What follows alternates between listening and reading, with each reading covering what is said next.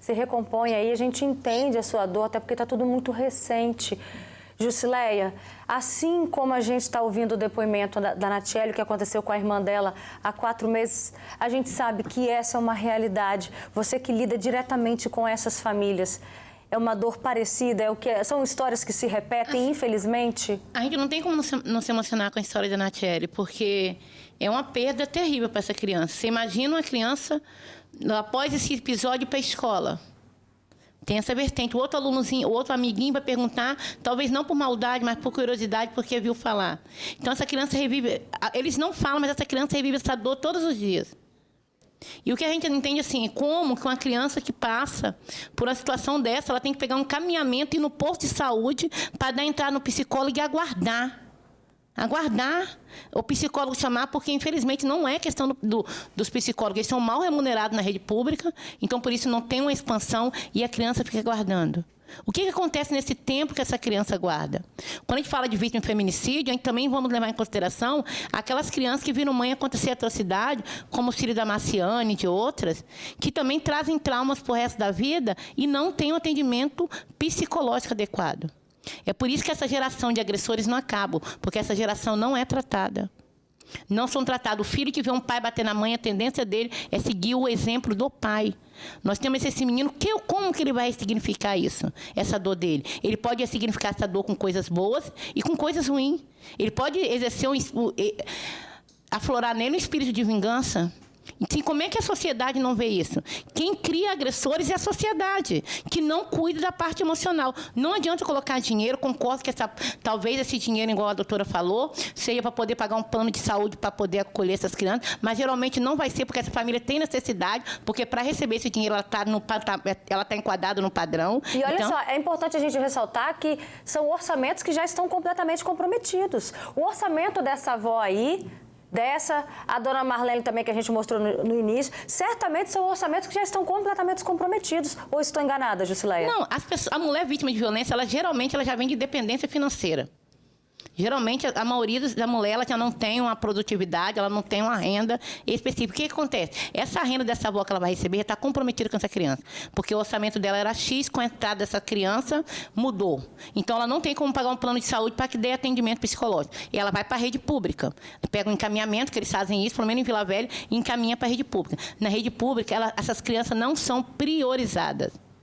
Elas vão para uma fila comum de tratamento seletivo, que pode demorar de um mês a 2 meses, 6 meses, ninguém sabe. E aí, nesse tempo, como que fica essa criança? É essa pergunta que eu quero fazer para os políticos. Como é que você vê uma criança dessa? Não é filho deles, não. Não é filho meu, eu, graças a Deus, estou viva, mas eu imagino a dor dessas crianças. Esse filho da sobrinha Natiele chegar na escola e perguntar: "Ei, foi seu pai que matou sua mãe?" Hein? A criança, até por inocência, por curiosidade, porque eles ouvem os adultos falar, eles vão perguntar. Então, essa criança, todos os dias, ele ouviu. Cadê o conselho tutelar que poderia dar prioridade no caso dela? O conselho tutelar tem esse poder, já que vão lá cobrar, eles vão lá fiscalizar se a criança é bem tratada, como é que eles não fiscalizam a parte psicológica da criança? Então, nós estamos vivendo um impasse de leis.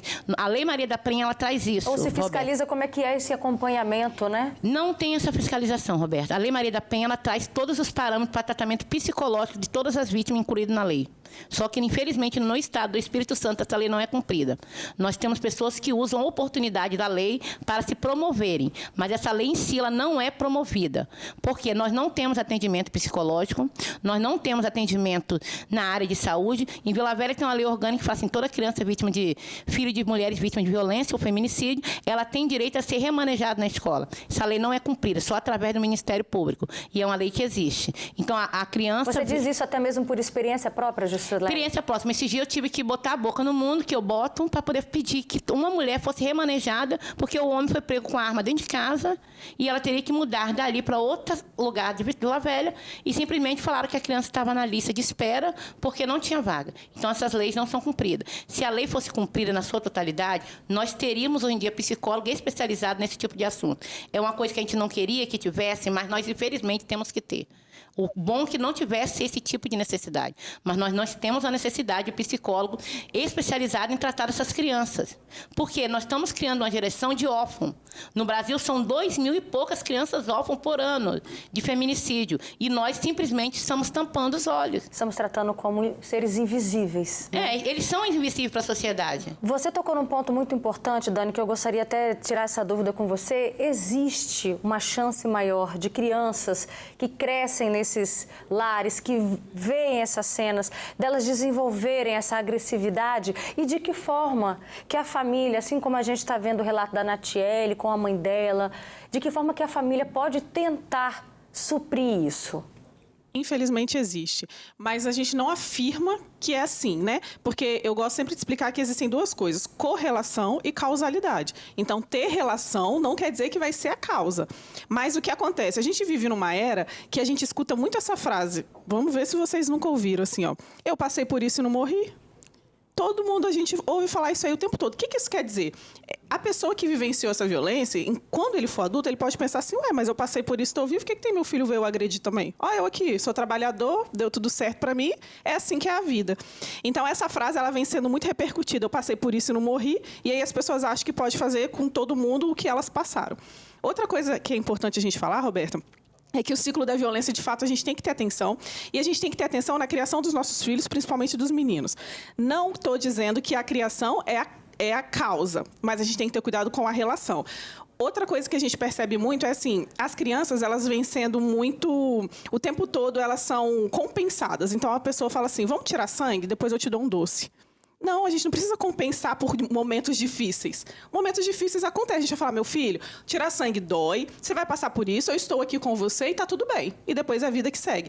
Porque a gente cresce um adulto querendo ser compensado por tudo. E aí eu chego em casa e falo, meu dia hoje foi muito difícil, não me estressa não, senão eu te bato. Isso não estou falando que é a causa, tá? Mas a relação no sentido psicológico do pensamento da pessoa, eu fui compensado minha vida toda, como que eu vou ter um dia difícil e você ainda vai me estressar?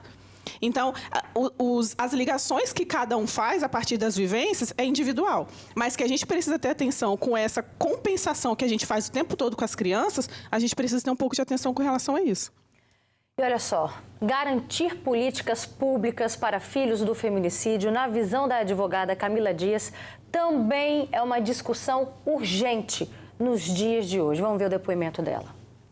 A cada dia, 6 novos órfãos do feminicídio, eles fazem parte dessa estatística. E, até o momento, também, infelizmente, não temos políticas públicas para abraçar, principalmente as crianças e os adolescentes que perdem as suas mães para esse tipo de crime. E existem projetos de lei nesse sentido para poder, de alguma forma, o Estado, auxiliar em algum reparo, que seja financeiro, algum apoio, porque essas crianças, esses adolescentes ficam desamparados, sem suas mães, muitas vezes sem os próprios pais, que podem ser tidos como os assassinos, às vezes não, mas mesmo assim essas crianças e adolescentes ficam sem sua mãe.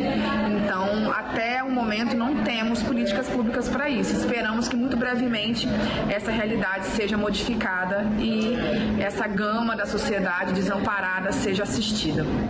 É lamentável, né, gente? Deixa eu voltar a falar com a Natiele, que eu acho que agora ela conseguiu respirar fundo para a gente continuar um pouco o nosso bate-papo. Natiele, como a gente está aqui anunciando, tem um projeto de lei que a gente espera, que aí os órfãos do feminicídio, assim a gente espera, recebam uma assistência, um auxílio.